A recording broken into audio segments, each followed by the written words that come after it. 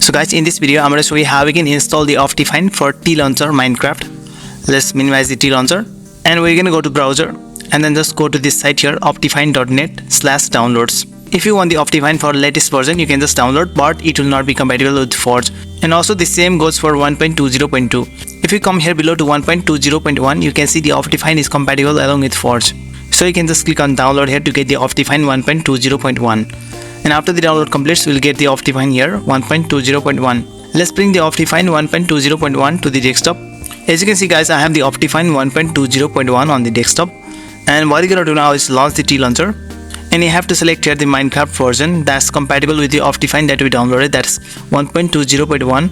And since the Optifine that I had downloaded is compatible with Forge, I have selected the Forge 1.20.1 version here.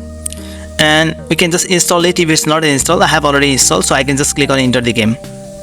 After it has loaded, to install the Optifine, you're just gonna go to mods and then open the mods folder. And what you're gonna do now is minimize this loader, and we're gonna bring this Optifine jar file that we downloaded to this mods folder here.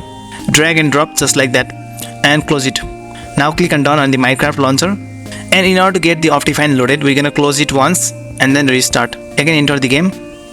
Now we'll not get the Optifine inside the mods folder. If you go there, you can see there's no Optifine option. So click on done and we're gonna go to options here, go to video settings.